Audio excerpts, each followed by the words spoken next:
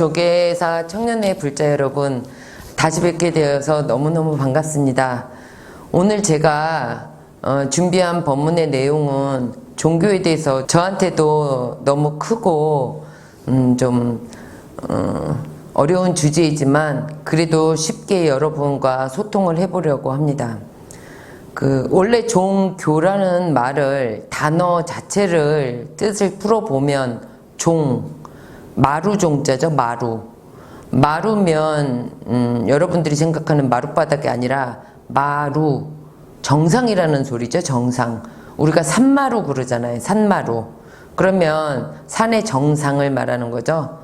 그러니까 여러분들 취향에 맞게 좀 쉽게 말하면 파라마운트 이런 거, 그죠? 산 정상, 그러니까 최고의, 으뜸의 이런 소리죠. 그 다음에 교는 가르칠 교죠. 그러니까 종교를 한문의 뜻 그대로 풀어보자면 최고의 가르침, 으뜸되는 가르침이죠. 그런데 시대가 변하면서 동양 쪽에 서양의 종교가 들어올 때 일본에서 릴리전이라는 영어 단어를 우리는 그때 그런 종교가 없었으니까요. 어떤 걸로 풀이를 하면 좋을까라고 단어를 찾다가 종교를 릴리전이라고 풀었다고 해요. 그러니까 릴리전이 종교가 되는 거죠. 이해되셨어요? 그래서 지금 우리한테는 종교 그러면 신을 가지고 있는 종교가 종교인 것 같죠. 그죠? 그리고 우리가 또 불자이면서도 부처님을 신으로 생각할 때도 조금 있습니다. 그렇지만 불교는 우리가 생각하는 것처럼 신이 우리를 어떻게 하는 그런 종교라기보다는 인간 본질을 연구하는, 탐구하는 그런 가르침이죠. 부처님은 아무리 제가 생각을 해봐도 인간과 세상에 관한 탐구로 그 깨우침을 전달해주고 계시는 것 같아요. 그러니까 제가 우스운 소리를 좀 해보려고 하는데요. 종교에 대해서 얘기를 시작하는 거니까 스님들끼리 재미있으라고 하는 웃긴 얘기가 있거든요. 어느 날 도둑놈이 너무 배가 고파서 절에 뭘 훔치러 들어왔대요. 근데 이 도둑놈이 정말 무식하고 아무것도 모르는 놈이라 그냥 번쩍번쩍 하는 거면 무조건 훔쳐가고 싶은 거죠. 그래서 절 안을 뒤지는데 법당에 갔더니 제일 번쩍번쩍거리고 큰 게 있더래요. 뭐겠어요? 불상이죠. 그래서 등에 업고 뛰었대요. 그랬더니 주지 스님이 나오셔가지고 저 도둑놈 잡아라 그랬대요. 그런데 그 도둑놈 등에 업힌 부처님이 야, 주지 나왔다 빨리 뛰어라 이랬대요. 그러니까 좀 웃자고 하는 얘기지만 이 얘기는 뭐냐면 주지 스님은 아무래도 절의 운영을 담당하시는 소임을 사는 스님이니까 또 우리가 교주로 모시고 있는 부처님의 상을 도둑놈이 얻고 뛰니까 당연히 저 도둑놈 잡아라 했겠죠. 그렇지만 부처님은 대자대비의 마음으로 주지 나온다 얼른 뛰어라 그러셨겠죠. 그렇지만 꼭 부처님이 대자대비의 마음으로 도둑한테 그렇게 말씀을 하셨을까요? 제가 생각하기엔 주지 스님은 소임을 사시는 그냥 평범한 스님으로서의 눈으로 도둑을 본 거고 부처님은 도둑의 인생 스토리를 다 아셨던 것 같아요. 꿰뚫으셨던 것 같아요. 그러니까 거기서 큰 자비의 마음이 일어나서 나라도 없고 가라 이 소리 아니셨을까 싶어요. 종교는요 이런 맥락에서 한번 생각해 볼 수 있지 않을까 싶네요. 종교는 사람을 소중히 생각해 줘야죠. 사람. 그죠? 대의도 중요하지만 무엇보다 중요한 건 그 사람인 것 같아요. 또 더 더불어 세상이요. 그러니까 사람이 살아가는 곳은 어쨌든 세상이거든요. 그러면 사람과 세상, 즉 나와 내 외부와의 관계가 어떻게 돌아가느냐에 대해서 똑바른 눈을 가지게 해줄 수 있는 것이 종교의 역할이라고 생각합니다. 밀란다 왕문경에 보면 이런 얘기가 나와요. 종교란 무엇이냐, 어떤 기능을 해줄 수 있느냐라고 나가세나 존자한테 물어보죠. 그랬더니 그 존자가 왕에게 말합니다. 큰 돌을 바다에 떨어뜨리면 어떻게 됩니까? 그러니까 왕은 말하죠. 그대로 가라앉습니다. 그런데 그 돌을 다른 곳으로 옮기고 싶을 때 그대로 가라앉으니까 옮길 수가 없다면 무엇을 이용하면 되겠습니까? 당연히 뗏목이나 배죠. 돌은 그냥 물에 집어넣으면 밑으로 가라앉지만 배나 뗏목 위에 올리면 우리가 원하는 곳까지 옮겨갈 수 있는 역할을 하죠. 종교의 순기능이라는 것은 바로 그와 같이 배나 뗏목이죠. 우리가 불교식으로 말했을 때 우리가 지은 모든 업들은 무겁겠죠. 우리가 살아오면서 항상 선업만 짓진 않았을 테니까, 그죠? 그러면 업이라는 것은 우리가 행위로 계속 쌓아오면서 선도 있었겠고 악도 있었겠지만 제가 보기엔 저부터도 악쪽이 더 많을 확률이 커요.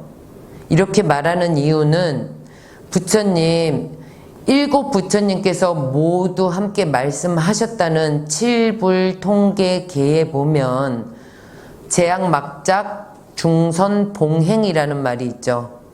모든 악은 짓지를 말고 모든 선은 받들어 행하라, 이런 말씀이 있는데, 자, 잘 생각해 보세요, 여러분. 악은 짓지 않았어요. 저희가 뭘 그렇게 악한 일을 했겠습니까? 근데 저도 자신 없는 건 입으로 짓는 업은 조금 있었을 거예요. 입으로는 우리가 그냥 마음대로 그냥 막 질릴 때가 많으니까요. 또 마음은요. 마음으로도 많이 저질렀을 거예요. 그러니까 악업은 조금 많을 것 같아요. 근데 잘 생각해 보면 내가 살생을 했나, 도둑질을 했나, 그렇게 나쁜 짓을 안 했다 해서 선업은 아니에요. 그거는 악업을 안 지었다는 것 뿐이지 내가 선업을 지은 건 아니잖아요. 선업이라는 건 조금 전에 말씀드렸던 것처럼 모든 선한 일을 받들어 행하라 했는데 그거는 적극적으로 행했을 때 선이 되는 거지 악행을 안 저질렀다고 해서 선행은 아니거든요. 그러니까 가만히 생각해 보면 악쪽이 더 많은 것 같네요. 그렇다면 우리의 업을 그대로 가지고는 비유하자면 돌이죠. 돌을 바다에 띄워봤자 바닥으로 가라앉는다는 소리죠. 그랬을 때 이 돌을 가지고 저 언덕으로 넘겨줄 수 있는 게 배나 뗏목이라는 거죠. 그게 종교의 역할이죠. 여러분, 우리가 일상생활에서 가끔 듣는 얘기로 사이비 그러죠. 사이비는 어느 나라 말일까요?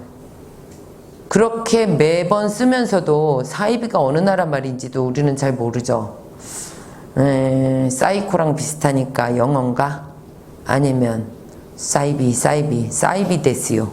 일본 말인가? 이렇게 생각하실 수도 있는데 사이비는 비슷하지만 아닌 이라는 한자입니다. 비슷할 사자, 말 이을 이자, 아닐 비자, 사이비. 그래서 비슷하지만 아닌입니다. 그러면 현대를 살아가고 있는 우리가 어느 것이 사이비고 어느 것이 정통인지 보통 구분할 때 가장 좋은 건 보편적 선입니다. 보편적 선. 무슨 말이냐면 쉬운 말 같지만 모든 사람에게 해당되는 선의 덕목이 있어요. 거기서 벗어난다면 이게 사이비가 아닐까라고 생각해 보면 좋을 것 같습니다. 우리가 저번 시간에 공부했던 10개 누구한테나 맞춰도 대응을 해도 맞는 말들이죠.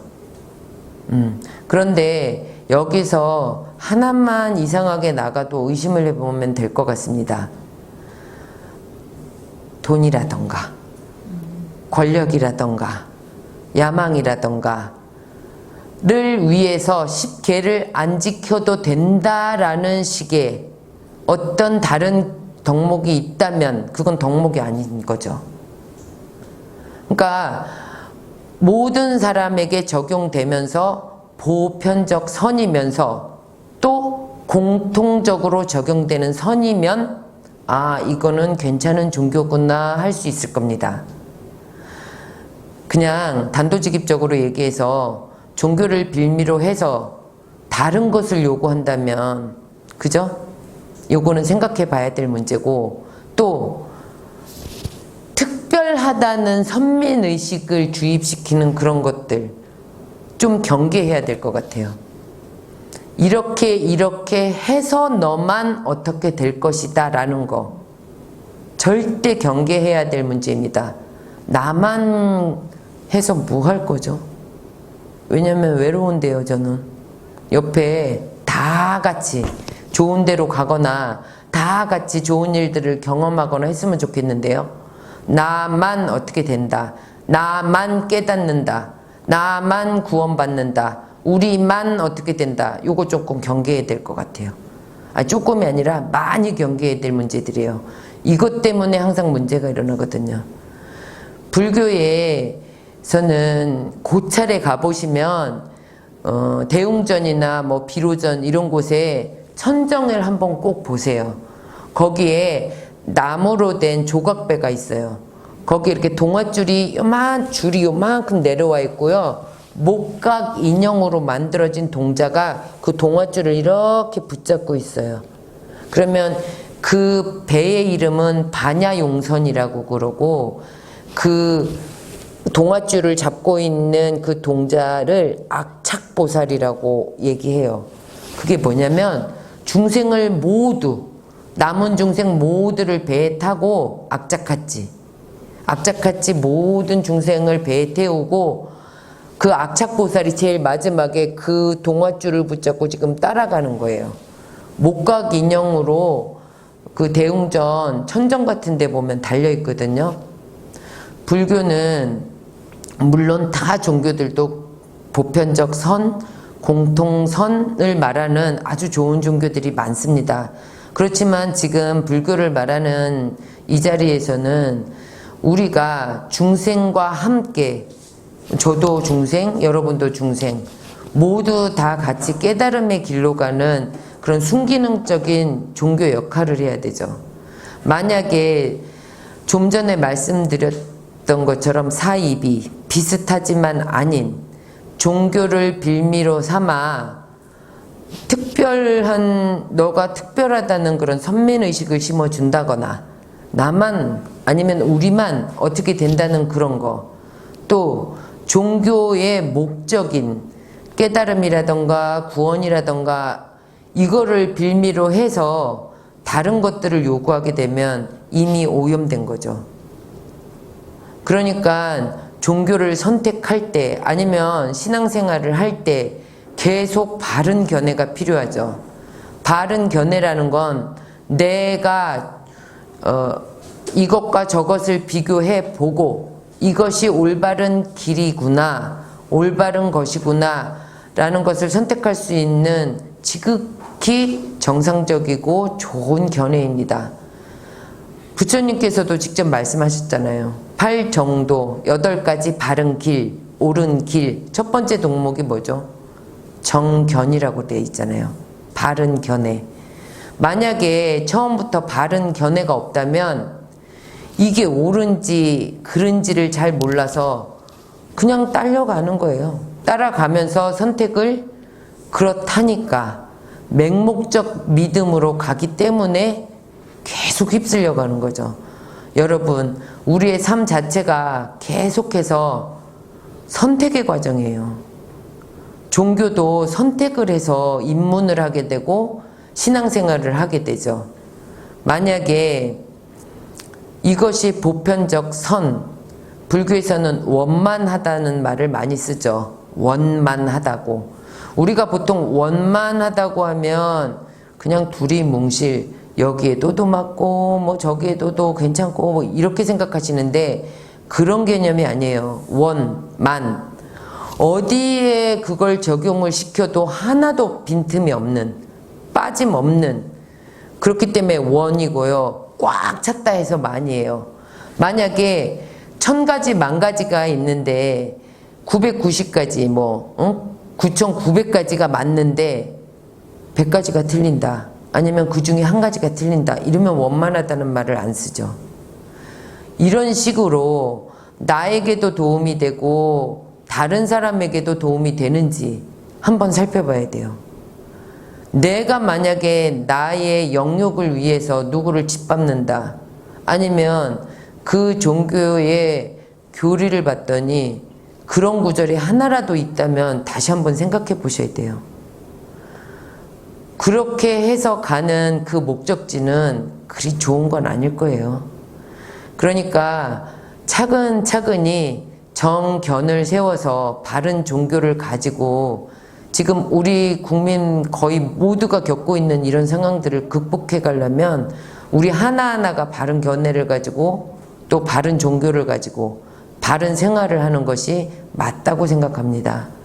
종교가 순기능을 할 때는 사회적, 국가적으로도 도움이 되지만 만에 하나 역기능이 일어난다면 걷잡을 수가 없어져요. 그거는 우리 불교 종교를 말하는 것도 되지만 타 종교도 마찬가지입니다. 불교인들도 항상 조심하셔야 돼요. 나로 인해서 남한테 피해가 간다면 절대 되지 않는 일입니다. 그것은 내가 피해를 입는 거예요. 화엄경에 중중무진이라는 단어가 나오는데 겹겹이 쌓여서 끝이 없는 이라는 소리죠. 요즘 말로 하면 나비효과라고 할 수 있죠. 나 하나쯤 이렇게 되는 게 뭐 그리 큰 문제겠어라고 생각하는 거 절대 큰 오산입니다. 나 하나가 이 지역이 되고 사회가 되고 국가가 되고 세계가 되거든요. 지금 우리는 그런 사태를 목도하고 있잖아요. 그러니까 남을 고쳐주려고 생각하지 말고 나부터 일단 잘해야 돼요. 나 하나가 쌓이면 다시 지역, 사회, 국가, 세계가 되니까요. 너무 거창한 주제를 가지고 넓게 얘기하다 보니까 두서는 없었지만 여러분들이 좋은 종교를 선택하고 바른 신앙생활을 하고 또 올바른 삶을 살면서 뭔가 충만한 마음이 드는 그런 생활을 앞으로도 계속 하실 수 있게 도움이 됐으면 하는 말이었습니다. 다음에 기회가 되면 조계사 청년의 불자 여러분과 다시 한번 만나 뵙겠습니다. 감사합니다. 성불하십시오.